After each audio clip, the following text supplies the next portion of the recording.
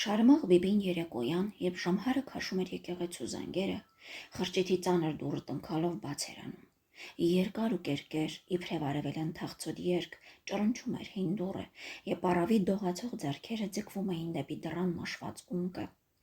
Խավար խրճիթում դռան երգին արձագանքում էր պղինձների զնգոցը եւ Շարմաղ բիբու ջինջ ձայնը։ Քո փառքը շատ, այսօր էլ զանգերը զարկին։ Մրմնջում էր այդ լուսերեսկինը, որին իր իգնապահի զանգերն ավետում էին անանձնական անդոր։ Նա կանգնում էր դրան շեմքին, աչքը դեպի ներքևի բլուրները, որոնք անսահման հեռվում ձուլվում էին մայրամուտի մուգ կապույտ երկնքի հետ եւ կազմում եզրը մի անգո աշխարհի, որին 70 տարի անդավաճան հավատում էր այդ միամիտ կինը։ Կանգնում էր դռան շեմքին եւ կարծես թե տեսնում էր պղնձյաց զանգերի տխուր խողանջները, ինչպես մթնող երկնքի տակ նազող ճախրող աղավնիները։ Նա հավատում էր, որ երեկոյան զանգերի հետ երկնային մի օրհնություն թրթռալով ներս է մտնում ու քսվում հին տան սևացած քարերին, նրա այրվող օջախին, ինչպես ներս կմտներ գետնի երեսով սողացող մշուշը։ Եվ այդ հին հավատով էլ վերջանում էին Շարմաղ բիբու կրոնական զգացումները։ Եկեղեցի չէր գնում, ոչ աղոթք գիտեր, ոչ ծանոթ էր եկեղեցական ծեսերի, բայց եւ այնպես մի խորհրդավոր ակնածանք էր ապրում, երբ երեկոյան երգում էին զանգերը, երգում էր եւ հին դուռը, բլուրների եւ աշխարհի վրա իջնում էր մի խաղաղ երեկո, ճախրում էին ոսկեթև աղավնիները։ Եվ այդ ամեն առամիկ հավատով նա ընդունում էր որպես անքննելի խորհուրդ, որ մնացել էր գյուղական աղջկա անուրախ մանկությունից։ Այդ երեկո, երբ Շարմաղ բիբին դուռը ետ քաշեց եւ ոտքը շեմքին դրեց, հանկարծ ետ քաշվեց մի ահարկու ձայնից, որ անակնկալ որոտաց հենց նրանց կտուրի վրա եւ խռպոտ աղմուկով խլացրեց զանգերի ծանոթ ղողանջը։ Տանեցիները, որոնք սփռոցի 4 բոլոր նստած լուռ ընթրում էին, արձանացան զարմացած իրար նայեցին։ Ահ կար նրա աչքերում, նույնիսկ փոքրիկ երեմը բնազդով զգաց, որ խռպոտ ձայնը բոթ է գուժում։ Էհեհեյ, ալիք-ալիք դիզվեց ձայնը, ժողովուրդ, թագավորի հրամանով առավոտը կանուխ ձիատերը ձիով քաղաք, հեհեյ, ով չտանի թագավորի հրամանով տունը, տեղը, էհեյ։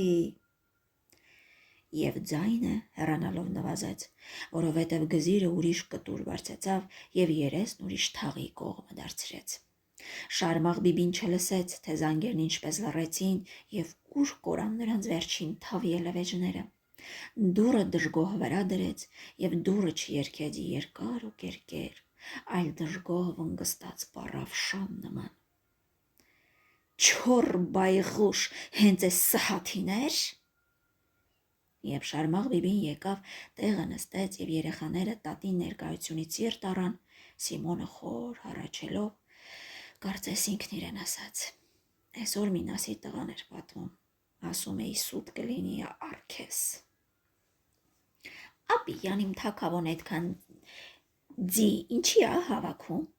հորը դարձավ Անդրանիկ աղջիկը, 8 տարեկան շողերը։ Ես իմ, ուսերը վեր քաշեց հայրը, կռիվա, բալաճան, մարդ են ջարդում, ձիեր են կոտորում, ժողովուրդ, տուր, թագավորի հրամանը։ Փու, անհայտ էր, թե երեմ այդ բացականչությամբ իր զարմանքներ արտահայտում, թե պաղեցնում էր տակ ապուրը։ Մայրը սկսեց նրան կերակրել եւ ահա սրտում ամուսնուն հարցրեց. Մեր ցոլակը չափումը կգա։ Բայց Սիմոնը, որ անակնկալ մտքերի հետ էր, չլսեց նրա հարցը։ Ցոլակը նրանց դին էր, կապտավուն մորթով, որի վրա ինչպես աստղերը ցրված էին սպիտակ նշաններ։ Երկար ալիքաձև պոչ ուներ ցոլակը, եւ ասում էին, թե մի հին եւ ազնիվ ցեղի շարավիղներ այդ ձին, որ Սիմոնը գնել էր 2 տարի առաջ, փոխարենը տալով իրենց էշը, մի անմայր հորդ, մի կարպետ եւ 2 բեռ ցորեն։ Տուն եմ, երեխաների տեր եմ, առանց ձիու հնար չկա, ասել էր նա եւ ուրախության ժպիտով առաջին անգամ ձին քաշել աղբյուրը։ Հենց այդ օրն էլ նրան անվանել էին ցոլակ, այն ձիու անունով, որը եղել էր նրանց տանը Սիմոնի մանկության տարիներին։ Հակառակի պես հայվանն էլ ջանովա, ասաց Սիմոնը եւ սթափվելով խոր մտքերից, դանդաղությամբ հացի փշուրները փեշից սփռոցի վրա թափելով։ Տարվա այս ժամանակ ձինը այդքան ջանով լինի, հալվատ էսպես պիտի լիներ։ Ասաց ու վեր կացավ, փափախի մորթու միջից ծղոտները մեկ-մեկ դեն գցելով։ Դուրս եկավ գյուղամեջ, դրացի հարևաններից իմանալու ավելի ստույգ տեղեկություն։ Դարպասի մոտ Սիմոնը մի պահ կանգնեց, նայեց Ձիոն, որ արոտից վերադարձել եւ ախորժակով խժռում էր Սարի թարմ խոտի խուրձը, երբեմն մռութով քրքրում խուրձը եւ փնտրում սուսամբարի տերև։ Սիմոնը տխուր նայեց, ցոլակի ողորկ մարմինը եւ մորթու սպիտակ բծերը աստղալույսին մեղմ շողշողում էին։ Նա մի անգամ էլ տեսավ, որ ձինն իհար չի եւ չար վրթովմունքով կանչեց. «Սատկած, քիչ գերելի, տրակվելու չես հո»։ Կանչեց ու խուրձը դրեց գոմի կտրան։ Ձին մեղմ վրընջաց եւ վիզը մեկնեց դեպի խուրձը։ «Հը, բոյը կարճ չի, նանի, չափումը թե չգա», նարցավ նա մորը, որ հավաբնի մուտքը կալել ու կանգնել էր նրա կողքին։ «Եսի, մայ որդի, ռուսի ղասախը սրա վրա կարող է նստի»։ «Չէ, չեն տանի», հուսադրեց իրեն Սիմոնը եւ քայլեց փողոցով։ Շարմախ բիբին նայեց որդու օրորվող մարմնին, մինչև նա հալվեց մթնում, եւ կենդանական խանդաղատանկով ինչ-որ մի բան մրմնջաց, որ չգիտես աղոթք էր, օրհնություն, թե աղոթույսի ակնկալություն։ Մութն էր, երբ Սիմոնը տուն եկավ։ Գոմում կապած ձին լսեց տիրոջ ոտնաձայնը, նորից վրընջաց։ Սիմոնը խղճահարվեց, նա ճրակը վառեց, խոտի խուրձը գրկեց եւ ներս մտավ գոմը։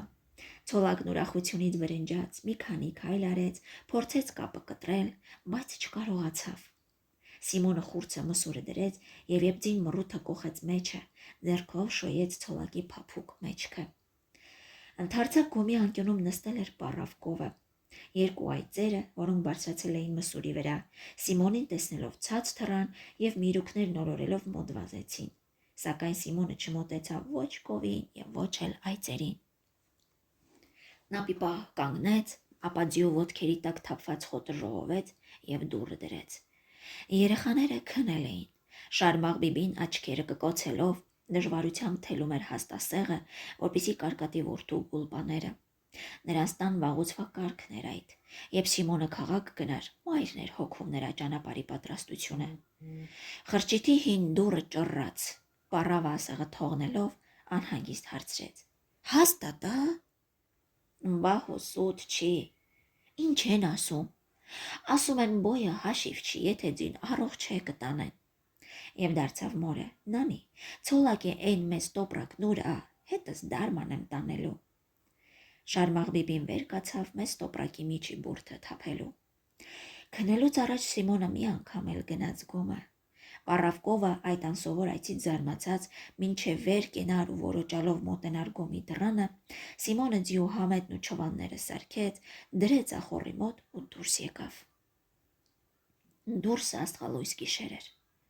Գյուղում մեկ-մեկ հանգչում էին կրակները, եւ կրակների հետ լռում էին ձայները։ Ներքևը գետափի մարգերում կանչում էր գիշերը հավը։ Արտերից, դաշտերից եւ հեռվի անտառից հովը բերում էր զով սառնություն եւ հազարավոր խոտերի բույր, որի մեջ ավելի սուր զգացվում էր սուսամբարի եւ արդեն չորացող դաղցի կծու հոտը։ Սիմոնը նստել էր դարպասի քարին եւ քարի նման հոգսը ծանրացել էր նրա սրտին։ Հազիվ էր ծայրը ծայրին հասցնում, երբ հավասար աշխատում էին ինքն ու ցոլակը։ Իսկ այժմ եւ Սիմոնին թվաց, թե իրենց տնից տանում է ոչ թե ձի, այլ իր եղբորը, իր որդուն, այնպես, ինչպես անցյալ ամառը շատ տներից տարան նրանց որդիներին ու եղբայրներին։ Սակայն հոգնությունը հաղթեց ու ներս մտավ տուն։ Հակառակի պես անիրավի մեջքը կասես հինայած լինի, նորից հիշեց Սիմոնը։ Լույսը դեռ չէր բացվել, երբ Սիմոնը ճրակը ձեռքին մտավ գոմը, ցոլակին համետեց ու դուրս քաշեց։ Հարևան բակերում ճրակներն էին շարժվում, ճռնչում էին դռները, ինչ-որ ձայներ էին գալիս։ Սիմոնը լսեց իր հարևանի, Սաքու աղայի ձայնը։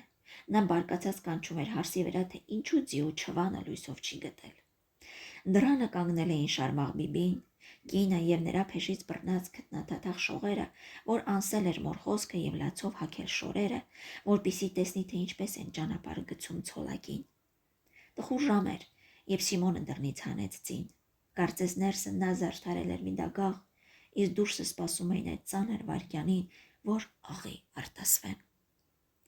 Ցոլակը գոմից երբ դուրս եկավ, վրնջաց և ականջները խլշեց։ Շարմաղ Բիբին ձեռքը կրծքին խփեց և աղիողորմ ասաց. «Ջան», ու սրբեց արցունքը։ Շողերը մոտ վազեց, երեկվա խոտի փշրանքից մի բուռ մոտեցրեց Ձիուն։ Ցոլակի տաք ռունգերից մի ջերմ շունչ շոյեց աղջկը սառած ձեռքերը։ Սիմոնն ամրացնում էր ճանապարհի պաշարը, կապում հարդովլի պարկը և միաժամանակ տնեցիներին պատվիրում, որ ցերեկն այծերը հեռու չքշեն, որ եթե արև լինի, հնձած խոտի քիտուկները շրջեն, և եթե ջրի հերթն իրենց տան, լոբ ու մարգերն անպատճառ ջրեն։ Հենց այս խոսքին Սաքու տղան կանչեց. «Սիմոն, բաչապարծար»։ Եկա։ Եվ ցոլակի սանձը քաշեց։ Տանեցիները դանդաղը քայլ հետևեցին մինչև հարևանի դուռը, ասես հուղարկավոր էին մի թանկագին դագաղի, որի ուղին էին գցում մահվան անվերադարձ ճանապարհով։ Շարմաղ Բիբին անընդհատ լալիս էր, լաց էր լինում և շողերը, լալիս էր նրա մայրը։ Փողոցին չհասած մայրը լսեց Երեմի ձայնը. «Ապի»։ Դրան շեմքին կանգնել էր մերկ երեխան ու բարձր հեկեկում էր և կանչում հորը, բայց ուշ էր։ Սիմոնը Սաքու տղայի հետ արդեն իջնում էր ձորակը, որպեսզի միանա ուրիշ ձիավորների։ Մայրը վերադարձավ, գրկեց տղային ու տուն մտավ։ Շարմաղ Բիբին ու շողերը կանգնեցին այնքան, մինչև ձիավորները դարի վերը բարձրացան և պահվեցին բլուրի հետևը։ Արևը նոր շողերով ոսկի էր թափում բարձր սարի կատարին, և վերջին ձիավորը երևաց դարիվերի գլխին և անհետացավ, ինչպես սև ուրու։ Ձիավորները սկզբում լուռ էին, ոմանք առավոտի զովից ընդարմացել ու կարկամել էին, սակայն բոլորն էլ իրենց դժվար մտքերի հետ էին, ձիերն էին համեմատում իրար, ուշի ուշով դիտում, որպեսզի որոշեն, թե որը նորից կվերադառնա այս ճանապարհով և որի սանձն ու սարքը Տերը շալակած տուն կբերի, որպես մեռած մարդու զգեստներ, որոնց վրա այնպես դառնաղի ողբ են երգում գյուղի կանայք։ Գնում էին մեկ-մեկ, խումբ, մեկը գրպանից հաց էր հանել, մյուսն ագահությամբ ծծում էր չիբուխը, երրորդը կախ էր արել ոտքերը, աչքը ձիու ականջներին և լուսաբացինին ջով օրորվում էր ձիու հետ։ Բայց երբ սարի հետևից արևը բարձրացավ, կարծես ջերմացավ տխուր լուռ ձիավորների սիրտը։ Ամենից առաջ խոսեց դարբի նավակի տղան, Շիլ Իվանը, որ սարը բարձրանալիս սահել և հասել էր մինչև ձիու գավակը։ Նա ընդհատեց իր տխուրի երգը և միամիտ պարզությամբ ասաց. «Ես Աստծու քոր հավատն անիծեմ, իմ աչքս էսպես արեց, իմ ձին որ քոր լիներ, ես էս սարի գլխին ինչ ունեի»։ Մի քանիսը ծիծաղեցին, Սաքու աղան մտքում բարկացավ նրա վրա. «Անդարդ հեյվան»։ Հրեն Հիբանի ձիուն տեսեք, շարունակեց Իվանը, ուրախ, որ ընդհատեց ծանր լռությունը։ Կարծես Ղազախի ձի լինի, Հիբան պրիստավը քեզ այդ ձիով տեսնի, քեզ էլ հետը կտանի։ Ինչ պակաս կավալերա, ձայն տվավ մեկը, էն օրը քարուտի արվովեն պես թռա, որ մնացինք զարմացած։ Մի տեսեք է, տերտերն իրա ձին ժամհարին ա տվել, այ ինչ եմ ասել հալալ ախպերության, խոսքը փոխեց դարբնի տղան։ Քիչ явա խոսիր է, կանչեց շողունցակելը, որ գյուղում Ավել անունով հայտնի էր, որպես աղվես խեղտող, երիտասարդ ժամանակ ձեռքով աղվեսը խեղտելու համար։ Տերտերը հիվանդ տեղով կարող ա ձի նստի։ Դե ասի մնացելա, որ մեզ համար աղոտ քանի էլի, գծու հեգնեց մի ուրիշը։ Ընդհանուր խոսակցությունից բացի ծայր առան և մասնակի զրույցներ։ Ոմանք ճանապարհն աննկատ անցնելու համար մի պատմություն սկսեցին, ոմանք էլ խոսում էին պատերազմի և նրա արհավիրքների մասին։ Մեր Անդրին անցկացրած շաբաթը մի նամակ էր ուղարկել Վարշավու կողմերից։ Լավ չի գրում։ Ասում է, էս մի ամիս է ծմակի մեջ գիշեր ցերեկ թոփերը տրաքում են, մինչև անգամ չոլ դուրս գալն էլ ա երկյուղի։ Իմ հորեղբոր Սիմոնն էլ ա գրել, Լազարեթից ա գրում, համատեղը հայտնի չէ, մի տեսակ անանուն եմ ասում, էն օրը տերտերն ինչքան ման եկավ գրքերում չգտավ, ասում է այդպես քաղաք Ռուսեթու հողումը չկա։ Նրա ինչն ա որ, ոդիցն ա կպել, գրում ա որ ծանր չի մի ամսից պիտի դուրս գա։ Աքել ամին, դու երկիր տեսած մարդ ես, էս կռիվն ինչով կվերջանա, դարձավ նրան դարբնի տղան։ Շատերը ծիծաղեցին, որովհետև շուղունց Աքելն իր ողջ կյանքում իրենց գյուղից եւ գավառակայան ավանից այն կողմը չէր եղել։ Ինքը Աքելը դժգոհսաստեց, անհամի տղա։ Քիչ հետո խոսք ընկավ ձիերի պետական գնի մասին։ Թեկուզ անունը փող, ինչ կառնվի դրանով։ 2 բեռ գարի, էդի էդ էլ չես առնի, դե գոնե գինը տային էլ որտեղից ես ձի առնում, մեր գյուղից որ այսքան ձի են պահանջել, դու տես ամբողջ գավառիցը քանիսն են բերելու։ Այ տղա, էս հոկարքին զորք ենք, եւ դարբնի տղան բարձր կանչեց. Слушай, ապիցի եղեք շուղունցով։ Հերիք տնաստաս, Աքել ամոն։ Աքել ամիսն եղանալ չի, դե շարքով գնացեք, տեսնեմ ով ա ետ ընկել, ասաց Իվանը եւ ձին ճանապարից հանեց։ Թամամ հաշիվ, Աբրահամի ձին չկա, ենա բազարում, իսա խանեց ձին, ոտընկելի ցրիվա տվել, մեկ էլ Կոստանդաղայի սպիտակ ձին։ Կոստանդը հիմա քնած, ձին էլ ոսկի գարին առաջը, վեր կկենա յուղու մեղրը կուտի, ձին կթամքի եւ կատնախբյուր մեզ կհասնի։ Նա հոգու հավասարը չի, ասաց Գիլանց մուքին։ Մի հաշիվ չի, այս գլխից հենց նրա ձին են տանելու, ասաց Սիմոնը եւ տխուր նայեց ցոլակին, որ ականջները խաղացնելով գնում էր մյուս ձիերի կողքով։ Ո՞ց չէ, առարկեց Իվանը, քո ցոլակը առաջի նոմերը կհանի, նրանը չէ, թող շարմախ հոգին ինչքան ասես լաց լինի։ Ձայնը տխուր մեղմացրեց Իվանը։ Սիմոնը վրդովվեց։ Ուրեմն Կոստաննի սպիտակ ձին ու ցոլակը մի հավասարի են, նա սպիտակ ձի ու արժեքը մի բեռ ոսկի է տվել, ես ինչ եմ տվել։ Էս է սև ու սպիտակ այնտեղ կճոգվի, ասաց դարբնի տղան եւ խոսակցությանը վերջ տալու համար սկսեց պատմել, թե իբրև գերմանացիք պայթեցրել են մի ահռելի պարիզմ եւ ծովը կապել ռուսների հազար զորքի վրա։ Արևը բավական բարձրացել էր եւ ձիավորները հասան կաթնախբյուր եւ Գիլանց մակու առաջարկով իջան հանգստանալու։ Նրանց ձիերն արձակեցին աղբյուրից ներքև ընկած արոտներում, իսկ իրենք տեղավորվեցին աղբյուրի մոտ եւ բաց արին ճանապարհի պաշարը։ Այդ աղբյուրը ուտելու պահանջը գուցե եւ այն, որ ճանապարհին հոգնելու չափ խոսել էին պատերազմից, ձիերի հավաքից եւ օրվա չարիքներից, այդ ամեն աղբյուրի մոտ նրանց զրույցը փոխեց խաղաղ եւ սովորական առօրյայի հունով։ Կարծես հունձի ժամանակն էր, եւ ինչպես միշտ ծփում էին լեռան լանջերի բարձր խոտերը։ Եվ ինչպես ամեն տարի, ահա նրանք ձիերով եկել են Սարը։ Հիմա կզրնգան գերանդիները, լորը կթռչի խոտերի միջից եւ լեռնային կաքավը կկարդա կանաչ սաղմոսը։ Դարբնի տղան հանկարծ նկատեց, որ շաղունց Աքելը շտապելուց մրտնումը տրեխները թարս է հագել եւ այդ բուռն զվարճություն պատճառեց մյուսներին։ Նրանց զվար ծիծաղը լռեց եւ Գիլանց մուքին այդ արդեն ալեհեր ծերունի էր, բարձրացրեց ուղու առաջին թասը։ Բարի լույս բացվի մեզ վրա եւ մեզ նման չարքաշ մշակների վրա, բարով տեսնենք մեր զավակների ազատությունը սրի բերանից, ողջություն լինի եւ արդար լիություն, դու մեր սրտովն անես։ Եվ ալեհեր գլուխը դարձրեց դեպի ջինջ երկինքը, կարծես նրա անհուն խորքից մի աչք քաղցր նայում էր այդ խեղճ մարդկանց։ Սիմոնը լուռ էր,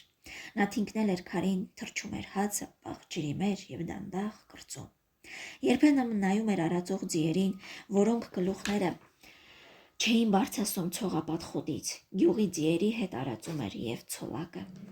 Սիմոնը մերտ աչքի տակով համեմատում էր ձիու բարձրությունը մյուս ձիերի հետ եւ տեսնում, որ ցոլակը նույնիսկ Գիլանց մաքուր ձիուց էլ կարճ է։ Մերտ հայացքը գցում էր Սարալանջի կողմը, եւ դժվարին մտքերը խռնվում էին ուղեղում ու ելքը չէր տեսնում։ Ահա նորից դռանը կչոքի դառը նախքատությունը։ Վիզը կծռի ուրիշին, որ իր խուրցերը տուն բերեն, որ խոտը Սարից բերեն, ցոլակին կտանեն եւ հնձած արտոմ խուրցերը անձրևից կսևանան։ Թե Գիլանց մաքուձին հավասարվի ցոլակի հետ, թե չէ նրանից կարճը չկա։ Սիմոն, հրեն, հանկարծ կանչեց դարբնի տղան եւ Սիմոնը ցնցվեց։ Նա գլուխը ետ դարձրեց։ Հեռվից խաղալով և խայտալով վազում էր սպիտակ ձին, քամին փրփրացնում էր բաշը, և ձին լայն կրծքով ճեղքում էր լեռնային օդի սառն ալիքները։ Փոշի չէր բարձրացնում գետնին և թվում էր, թե ձիու արագավազ ոտները չեն դիպչում գետնին, և պայտերը զրնգում էին օդի մեջ։ Արևը դեմից էր, և արևը ոսկեվորել էր ձիու մարմար ճակատը, արծաթաձուլյա սպանդակները և պողպատյա սանձը։ Ձիավորը ձիու հետ միաձույլ էր, և թվում էր, թե արևմուտքի գորշ ամպերի պատվանդանից պոկվել էր մարմարիոնե մի հեծյալ և արշավում էր որպես չքնաղ տեսիլք։ Գյուղացիների զրույցը դադարեց։ Բոլորը նայում էին նրա կողմը։ Նույնիսկ ձիերից մի քանիսը բարձրացին իրենց գլուխները և հափշտակված անասնական ահով նայեցին սպիտակ ձիուն։ Շուղուն ծագելի բերանում հացի պատառը սառել մնացել էր։ Այ ձի, 1000 մանեթ գին ունի, տերն էլ պակաս փող չունի, էդ ձին ինձ տան կռիվ չգնացողը մարդու տղա չի, ասաց դարբնի տղան։ Նրա վրա ամենակաշը գեներալ կնստի, վրան նստողն էլ գեներալ է։ Եվ ձիավորներին հասավ, Կոստանտ աղան սանձը ձգեց և հազիվ կարողացավ պահել ձիու գլուխը։ Կապույտ քրտինքի փրփուրը նստել էր ձիու սպիտակ մորթի վրա։ Ձին կարմիր ռունգերը փնչացնում էր, կանգնած տեղը ոտքերն անհանգիստ դոփում։ Դուրս գալդ մի սահատ կա, Կոստանտ աղա, շողոքորթ կեղծությամբ հարցրեց շուղուն ծագելը, որի շշմեցրել էր այդ տեսարանը։ Սահաթին չեմ նայել, մինչև դուք ձիերը նստեք, ես բազար կհասնեմ։ Չեմ կարողանում գլուխը պահեմ, ձեռքերս կոտորեց։ Դարբնի տղան կամանց վրա բերեց։ Տուր ինձ, ես կպահեմ։ Կոստանդն ուզեց ինչ-որ բան ասի, սանձը մի քիչ թուլացրեց։ Սպիտակ ձին նույն վայրկյանին զգաց այդ և տիրոջ խոսքը մնաց կիսատ։ Գյուղացիները տեսան սպիտակ ձիու ամեհի ոստյունը։ Մի ակնթարթից ձին պահվեց սարի հետևը։ Հրեղեն ձի սրանք ասեն։ Քիչ հետո գյուղացիները քաշեցին իրենց ձիերն ու ճանապարհ ընկան։ Երկու լեռնաշղթայի արանքում նեղ հովտի վրա, որի մեջտեղով գլորվում էր լեռնային կապույտ գետը, ընկած էր այն փոքրիկ քաղաքը, դեպի ուր այդ օրերը լեռնային կածաններով և դժվար արահետներով գնում էին մարդկանց և ձիերի անընդմեջ շարքերը։ Նրանք իջնում էին բարձր լեռներից, որոնց գոգերում, ինչպես լեռնային արծվի բները, ծվարել էին քարակոփ գյուղերը։ Նրանք ելնում էին մթին ձորերից, ուր խավար խեղճություն կար։ Նրանք գալիս էին բարձրավանդակի տափարակից, որի մեջտեղ ադամանդի նման ջինջ լիճն էր, եղեգների երեզրով քարոտ ափին մի հին գյուղը, որի կիսավեր վանքը քարափից ցոլք էր գցում ջրերի վրա, և թվում էր, թե ջրերի տակ սուզվել է մի մեռած վանք, ու սպիտակ բադերը գիշերում էին նրա մռայլ խորաններում։ Եվ ով հայրենի ճանապարհով հասնում էր այդ ծանոթ գետին, որտեղից հանկարծ բացվում էր գետահովիտը, շողշողում էին քաղաքի դռների ապակեպատ պատշգամբները, թիթեղյա կտուրները, ով հասնում էր այդ գետին, ահով էր նայում ներքև, ինչպես արջառը, որին քշում էին սպանդանոց, և ահա թաց ռունգերով շնչում է թարմ արյան հոտը։ Վրնջում էին ձիերը, մետաղաձայն և երկարածոր, ինչպես տխուրի երգը, կարծես վերջին հրաժեշտ էին ուղարկում լեռնային կապույտ լճերին, որոնց ջրից խմել էին, տափաստաններին, որտեղ անցել էր նրանց մանկությունը և ամայի գոմերին։ Մեկը թավ էր վրնջում, մյուսը արծաթահնչյուն և բարձրանում էր հետևի ոտքերի վրա, ինչպես գազազած ցուլ, ձգում էր սանձը և չէր ուզում իջնել այդ անվերադարձ ուղիով։ Երբ ձիավորները քաղաք հասան, հրապարակում ասեղ գցելու տեղ չկար։ Փողոցները, արտերի միջակները, նույնիսկ տների բակերը սևացել էին ձիերի հազարավոր խմբերից։ Կային 1000 գույնի ձիեր, որց, էգ, ծանրած և ծեր, քուռակներով և դեռանծին, թամրած ու մերկ, նրանց կապոտել էին, որին քարից, որին ծառից կամ գետնին խրած սեպից, կային և իրար կապած ձիերի խմբեր։ Մեկի առաջ խոտ էր, մյուսինը հարդ, երրորդը նեղվում էր քաղցից, շոգից և անսովոր միջավայրից։ Քաղցած ձիերը պոկոտում էին փողոցի չոր և 1000 սմբակի տրորած խոտը։ Ձիերն իրար հետ կռվում էին, ամեն անկյունից վրենջոցի ձայն էր լսվում։ Միտեղ ձիերի բազմության մեջ քուռակն իր մորն էր կորցրել և բարակ վրենջոցով կանչում էր, վզվզում, մռութը մոտեցնում ուրիշ մայրերի։ Շոգից կատաղած որցաձիերը կտրատում էին կապերը և ամեհի կրքով հալածում էգերին, իրար կրծոտում և արնոտում բաշ ու ազդրերը։ Այդ ժխորին խառնվում էր տերերի կանչն ու աղմուկը, հարայ հրոսն ու բղավոցը, հայ, թյուրք իրար էին խառնվել, պետական հրամանը բոլոր գյուղերում կրկնվում էր պաշտոնական կարգադրության գորշ նմանությամբ և մարդկանց ու ձիերի այդ ահագին բազմությունը քշել քաղաք։ Հրապարակի մի անկյունում տախտակներից շինած փոքրիկ բարձրության վրա դագաղի նման նեղ սեղանի շուրջը նստել էին իշխանավորները։ Նրանցից հեռու ոտքի վրա էր ստորադաս պաշտոնյաների, ուրյադնիկների, տանուտերերի և գյուղական գրագիրների խումբը, իրենց պաշտոնական տարազով, շքանշաններով և պղնձյա ծանր մեդալներով։ Ավելի հեռու հպատակների բազմությունն էր, ուր ործովի նման ծփում էր, և բոլորի աչքերն ուղղված էին սեղանի շուրջ նստած չինովնիկների կողմը, որովհետև նրանք էին որոշում ձիու և ձիատիրոջ բախտը։ Գյուղի տանուտերը կարդում էր ձիատիրոջ ազգանունը։ Բազմության միջից մեկը ձիուսանձ բռնած առաջ էր գալիս ինչպես կրկեսում ըմբիշը, ապա նրա ձիուն մոտենում էին մի քանի հոգի, տնտղում, ատամները նայում, թղթի վրա ինչ-որ նշումներ անում։ Մի վայրկյան խորհրդակցելուց հետո սեղանի մոտ նստած պրիստավը ձեռքով նշան էր անում։ Ահա այդ նշանն էր, որ հայտնի էր դարձնում ամեն ինչ։ Եթե նշանը բազմության կողմն էր, ուրեմն ձին անպետք էր։ Ձիուտերը սկզբում երկյուղով, ապա ուրախությունից դողացող ոտքերով քաշում էր ձին և արագ հեռանում։ Իսկ եթե նշանը տախտակների մոտ կանգնած ռուս զինվորներին էր ուղղած, ապա նրանք իսկույն մոտենում էին, նոր սանձ հագցնում ձիու գլուխը, հինը շպրտում տիրոջ կողմը, ձին հեռացնում էին, հանձնում ուրիշ զինվորների, որոնք բազմության և տիրոջ աչքի առաջ միահավասար կտրում էին ձիու պոչը, բաշը խուզում և բաշի մազերից կախում տախտակի մի փոքրիկ կտոր։ Ձիատերը փորձում էր գնալ իր ձիու հետևից, սակայն բղավում էին նրա վրա, և ինչպես պարտված ըմբիշ, նա մնում էր գլուխը կախ։ Բազմությունը լուր դիտում էր այդ տեսարանը։ Ապա տանուտերը կանչում էր նրան, և շշմած մարդը սթափվում էր, հավաքում այն, ինչ հանձնում էին՝ ձիու սանձը, չվանները, համետը, և այդ իրերը շալակած անցնում էր հրապարակով դեպի բազմությունը։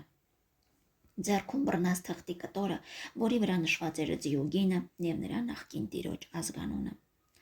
Գյուղացիները և քաղաք իջան ձիերը կապեցին հրապարակից հեռու։ Գիլանց մուքին և աքելը առաջ ընկան, ամբոխի մեջ գտնելու հարևան գյուղերից մարդկանց։ Առաջին հանդիպած ծանոթին, որ նրանցից կանուխ էր եկել, իսկույն հարցրին. «Հը, շատ են տանում»։ «Էլ մի ասեք, Զուլումա»։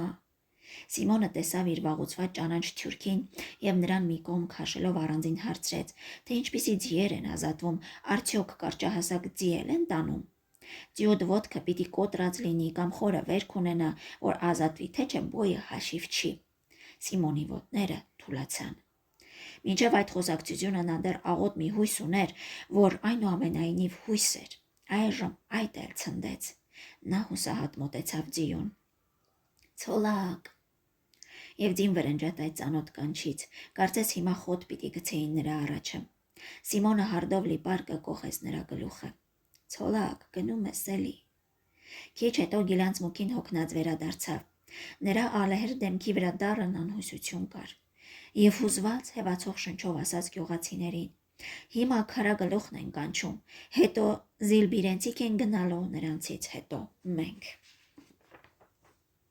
Սիմոնը մի վայրկյան մտածեց, տոպրակը ձիու գլխից հանեց ու ձին քշեց։ «Էդ ուր, Սիմոն», ձայն տվավ սաքու տղա։ «Տանն եմ գետը, կաթնաղբյուրից ջուր չխմեց»։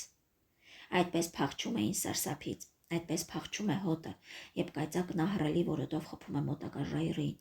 այդպես դողահարը վազում է գազանը, երբ հրդեհվում է անտառը։ Սարսափար փախչում էր Սիմոնը, մոլորվելով քաղաքի փողոցներում, անվերջ մտրակելով ձիուն։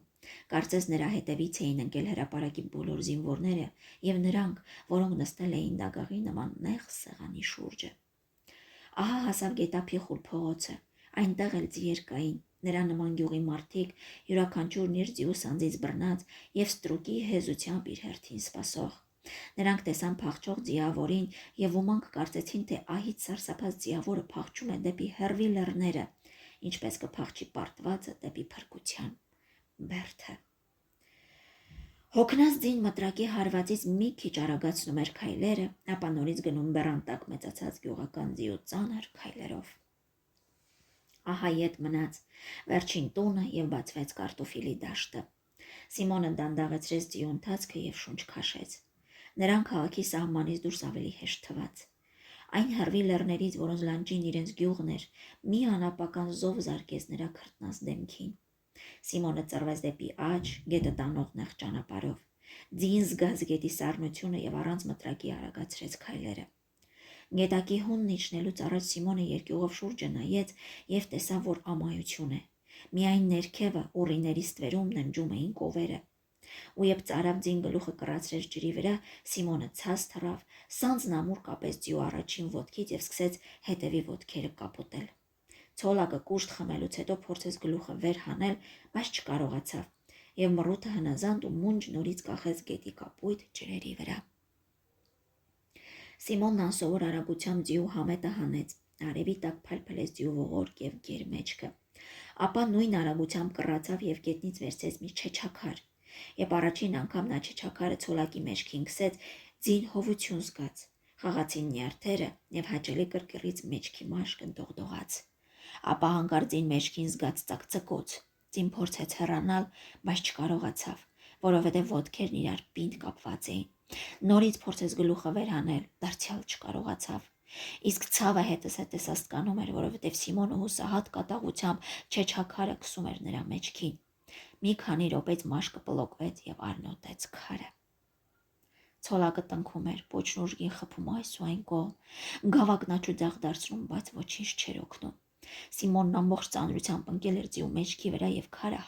քսում էր։ Արդեն նոր բացված վերքից արյան կաթիլները դուրս էին ցայտում եւ գլորում հեվացող կողերի վրայով։ Իսկ Սիմոնն ավելի արագ էր քերում, կարծես չեչաքարն ուզում էր թաղել ցոլակի այնքան գեր ու ողորկ մեջքի մեջ։ Ձին այլևս չդիմացավ, շրջվեց կողքի վրա եւ մեջքը կիսով չափ թաղեց գետի մեջ։ Ցավից եւ անսովոր վիճակից ցոլակը ցնցում էր ոտքերը, փռնչում ռունգերով, վիզն ու գլուխը քսում գետափին եւ փորձում ոտքի կանգնել։ Սիմոնն արնոտ չեչաքարը մի կողմ գցեց, ինչպես մարդասպանը դաշույնը, եւ սարսափով նկատեց, որ գետի ջուրն անverջ կարմրում է, երբ ալիքը զարկում է ձիու մեջքին։ Չլինի տամարը տրաքեց։ Ցոլակի աչքերի առաջ մթնել էր։ Գլխի վար դառնում էին քարերը, գետափը, եւ թվում էր, թե գետափի փափուկ մամուռը կախվել էր երկնքից։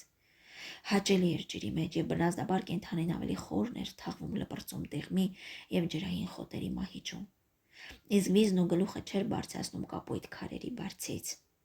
Սիմոնն արագ արձակեց կապերը, սանձը, ինքը կիսով չափ մտավ ջուրը եւ գոռալով, աղերսելով, հրելով ու քաշելով մի կերպ բարձրացրեց ձիուն։ Ցոլակը դողում էր։ Նրա մեջքի աջ կողմը ափսեի չափ վերք էր բացվել եւ երևում էր կարմիր, տեղ-տեղ փոս ընկած ճակճկած միսը։ Արյունը շարունակում էր կատկթել, բայց մի քանի տեղ արդեն լերթանում էր։ Սիմոնը հանցագործի հապճեպությամբ արյան հետքերը լված ձիու կողերից, իր ձեռքերից, տիղմի բարակ շերտով ծածկեց վերքը, ջրախոտերով ծածկեց, ապա շտապ համետեց ձին եւ դուրս եկավ ճանապարհը։ Ձին հազիվ էր քայլերը փոխում։ Սիմոնն ինչքան էլ կանչում էր, ոտքով փորին խփում, փաղաքշական խոսքեր ասում, ձին չէր արագացնում քայլերը։ Երբ Սիմոնն ու ցոլակը նույն փողոցներով գնացին դեպի հրապարակը, երկուսն էլ գլխիկոր էին։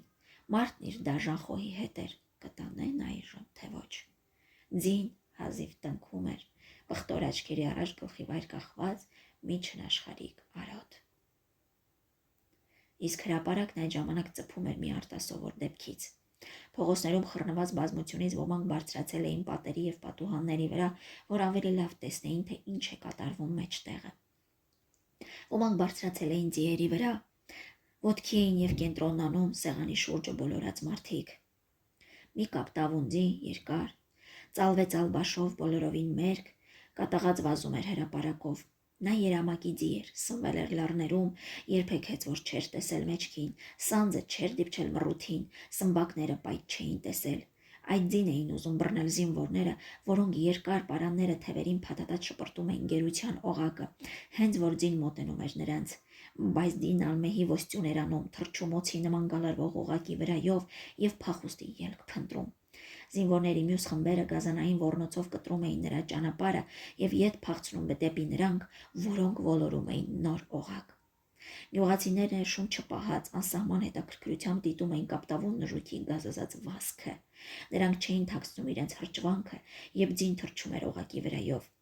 Նրանց բոլորի թաքուն ցանկությունն էր, որ ձին ճեղքեր զինվորների շղթան եւ հրեղեն հրաշքի պես աներևութանար, թռչեր դեպի հայրենի լեռները եւ այնտեղից պղնձաձայն վրնջար հատուցման եւ անսահման ազատության երգը։ Մարդիկ մի պահ մոռացել էին իրենց ձիերը, որոնց զինվորները կապել էին փշալարի ցանկապատի հետևը, մոռացել էին, որ ձիերի սանձերն ու չվաները շալակած ոտքով պիտի բարձրանային դեպի լուռ գյուղերը, որոնց դաշտերում այլևս չէին վրնջալու փշալարով անջատված ձիերը։ Հանկարծ բազմությունը հառաչեց, լսվեց խուլ գվվոց, ինչպես հողմիշ առաջն անտառում։ Զինվորները վազեցին փշալարի կողմը, մի վայրկյան ճեղքվեց բազմությունը, ինչպես ծովի սև ալիքները, եւ երևում է մութ անդունդը, ապա նորից կլանեց ամեն ինչ։ Կապտավուն նժույգը վերջին հուսահատ ոստյունն էր արել, փորձել էր թռչել փշալարի վրայով եւ ընկել էր լարի երկաթյա սուրբ շերի վրա։ Ճեղքվել էր կուրծքը, փորը եւ վշշում էր արյունը լարերի վրա, մահվան հրապարակի վրա։ Եվ մեռնող նժույգի ջինջ աչքերում ընդմիշտ սառչում էր հեռվի կապույտ լեռնաշխարհը։ Զինվորները ձիու սառած մարմինն իջեցրին փշալարից։ Բժիշկն արձանագրություն կազմեց եւ վերադարձավ սեղանի շուրջը, որպեսզի նույն գորշ տաղտկությամբ շարունակեն գործը։ Սիմոնը յուրայիններին նույն տեղը չգտավ։ Նրան ասացին, որ արդեն իրենց գյուղացիներին կանչում են, եւ բազմությունը հրելով ձին հետևից հասավ հրապարակը, որի մի կողմը կանգնել էին դարբնի տղան, Գիլանց Մուքին, Աքելը եւ մյուսները։ Գրագիրը կարդում էր անունները։ Այ մարդ, ուր կորար, քիչ մնաց քեզ շտրաֆ անեն, ասացինք հրես կգա։ Ամենից առաջ շուղունց Աքելին կանչեցին։ Դողդողալով նա առաջ անցավ, մի անգամ էլ ետ նայեց համագյուղացիներին, կարծես նրանց ներկայությունը հուսադրում էր նրան։ Մոտեցան եւ զննեցին նրա ձիուն, ու մեկ էլ զինվորները վրա տվին ձիու համետն արձակեցին եւ շպրտեցին Աքելի կողմը։ Ձեռքը վերևից հայտնեց վճիռը։ Զինվորները քաշեցին ձին։ Աքելը հրապարակում մնաց մի րոպե, նայեց ձիու հետևից եւ անխոզ վերադարձավ մեջքին ձիու համետը։ Դարբնի տղան սրախոսեց. «Ափիցեր Աքել շուղունցով», բայց ոչ ոք չծիծաղեց։ Դարբնի տղայի ժպիտն այլանդակծկվեց եւ դեմքի վրա սառեց որպես դառնության կնիկ։ Հետո Ռոստամենց ճակատը նշանձին տարան, գնաց եւ տերտերի ձին, ժամհարը գլուխը կախ եկավ։ Հիմա ես տեր հորն ինչ պատասխան եմ տալու։ Չորրորդ հերթը Կոստանդինն էր։ Գյուղացիները զարմացան եւ լսեցին նրա ազգանունը, որովհետեւ Կոստանդը նրանց մեջ չկար։ Դարբնի տղան նկատեց, որ սեղանի շուրջը նստողների մեջ ինչ-որ փսփսոց ընկավ։ Հրապարակի մյուս կողմից երևաց Կոստանդը լղար մեջքը փոս ընկած մոխրագույն միձի հետևից։ Թվաց, թե նույնիսկ չնայեցին նրա կողմը եւ ձեռքը վերից նշան տվեցին, որ Կոստանդնուձին հեռանան հրապարակից։ Այդ այնքան արագ կատարվեց, որ գյուղացիներից շատերը չհավատացին իրենց աչքերին, թե այդ խեղճ գյուղացին Կոստանդ աղան է։ Նրանք մնացել էին ապշած, իսկ Կոստանդը կեղծ ուրախությամբ ետ տարավ ձին եւ անհայտացավ։ Դարբնի տղան Սիմոնի ականջին շշնջաց. «Տեսար, որ ասում էի»։ Բայց Սիմոնը չլսեց։ Նրա ականջին հասավ իր ազգանունը եւ ցոլակի սանձից բռնած մտավ հրապարակը։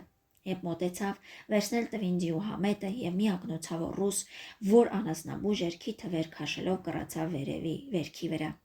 Չտարան, անցավ Սիմոնի մտքով, բայց մարդը բարկացավ եւ մատը թափ տվեց Սիմոնի վրա։ Նա հայհոյում էր։ Սիմոնը վախից դողաց, գունատվեց եւ նստեց համետի վրա։ Զինվորները ցոլակին տարան։ Սիմոնը տեսավ, թե ինչպես իր ձիու երկար պոչը սուր մկրատով կտրեցին, եւ իսկույն աչքին այնպես երևաց, ասես ցոլակը մեծացավ եւ դարձավ ղազախի ձի։ Գյուղական գրագիրը բղավեց նրա վրա, նա սթափվեց եւ բեռը շալակին վերադարձավ յուրայինների մոտ։ Արևն արդեն թեքվել էր, երբ գյուղացիները ճանապարհ ընկան տուն։ Ազատվել էին միայն 8 ձի, որոնց վրա բարձել էին մնացած ձիերի համետները։ Գյուղացիներից ոմանք իրենք էին շալակել ձիերի սանձերն ու չվանները։ Ազատված ձիերը, որոնցից 3-ը ծուռոտն էին, մեկի մեջքն էր փոս ընկած, 2-ը քոս էին, իսկ հաբեդանց ձիու 2 կողոսկրը չկար։ Ազատված ձիերը հազիվ էին քաշում ծանր բեռան տակ։ Սիմոնը գլուխը կաղ գնում էր մյուսների հետ, դարբնի տղան էլ լուռ էր, որովհետև ոչ ոք սիրտ չուներ նրան լսելու։ Նրանք անընդհատ բարձրանում էին լեռը, կարծես պիտի գնային մինչև մութ երկինքը։ Մայրամուտի արևը աջ կողմից նրանց ոսկեվորել էր։ Նեղ արահետով գնում էին նրանք իրար հետևից, ինչպես կռունկի երամ, եւ թվում էր, թե բեռների տակ կքացսև ստվերները հավիտյան պիտի բարձրանային մութ լեռը, մինչև մի խավար անդունդ հանկարծ կլաներ նրանց։ Սիմոնը ձիու չվաններից եւ սանձից զգում էր ցոլակի ողորկ մարմնի ծանոթ հոտը, եւ մի միտք ծանր բեռից ավելի դժվար ծանրությամբ նստել էր նրա գլխում, եւ նա խոնարել էր գլուխը, բայց փակ աչքերով էլ տեսնում էր արնոտ չեչաքարը։ Հենց իմ փիսություն է մնաց, ցոլակ։ Հիմա հազար ձիու մեջ ամտեր խրխնջում ես, ярապ տեսնես արյունը ցամաքեց, եւ նա բուրը լայն բացարեց, այն բուրը, որով բռնել էր քարը։ Բռի մեջ ստացականի կտորն էր, վրան ցոլակի գինը եւ իր ազգանունը։ Արևի մայր մտնող շողերը հրդեհել էին ամպերը, ներկել արնոտ գույնով։ Լեռների սև ստվերներն ավելի վառ էին ցոլացնում ամպերի կարմիրը։ Կատնաղբյուրի արոտներում եւ սարալանջերում էլ ոչ մի կաքավ չէր կարդում եւ ոչ լոր էր ճկում։ Քնել էին քարերը, խոտերը, ամբավ հավքերը եւ լեռների վրա իջել էր իմաստուն մի երեկո։ Կատնաղբյուրից նրանք ջուր խմեցին եւ հացի փշանքները թաթախեցին սառը ջրում։ Մութն գնում էր եւ ճանապարհ դեռ շատ կար։ Սիմոնը նայեց ներքև։ Այ այստեղ արածում էր ցոլակը, նրա ատամների արանքում երևի դեռ մնում է այս դաշտերի խոտը, իսկ ինքը պառկել էր այս քարի տակ եւ մի լույս ճառագ այդ խոստանում էր զվարթ վերադարձ։ Ու ետ նայեց Սիմոնը, այնտեղ ներքևը խավար էր, խավարի մեջ քաղաքը եւ քաղաքի փշալարյա վանդակում աղեղոն վրնջում էր իր հույսը, իր ցոլակը։ Հանկարծ կատնաղբյուրից ներքև քարերի վրա զրնգացին ծանր պայտերը։ Գյուղացիները ճանապարհից դուրս եկան եւ մի կողմ քաշեցին բեռնած ձիերը, հեծվորը Կոստանտ աղան էր, սպիտակ ձիու վրա։ Միայն շողունց աքելը կիսաբերան ընդունեց նրա ողջույնը, մյուսները քարի նման լուռ էին։ Դարբնի տղան ատամները սեղմելով զայրացավ։ Տեսար Սիմոն սևն ու սպիտակը։ Սպիտակ ձին մի վայրկյան ցոլած մտնող արևի շողերում եւ չքացավ դեպի նարնջագույն ամպերը։ Կարծես մարմարիոնե մի արձան արշավում էր դեպի պատվանդանը, որ իր անհաս բարձունքից ահուսարսափ մաղիռամիկ գյուղացիների վրա։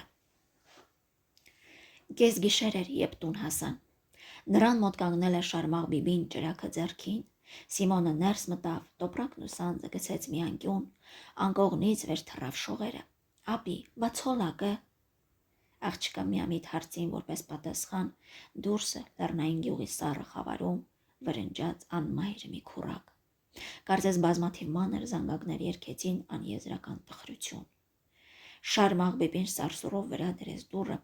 եւ հին դուռը մի անգամ էլ երգեց երկար ու կերկեր, արևելյան թախծոտ մի երգ։ Պառավը լալիս էր։ Հետո քանի երեկո իջավ եւ զանգեր զարկեցին, բայց մինչեւ մահ Իրիկնապահին նա ոչ դուռ բացեց եւ ոչ էլ զանգերի ղողանջը որպես անանձնական օշնություն ներս մտավ նրանց սև խրճիթը։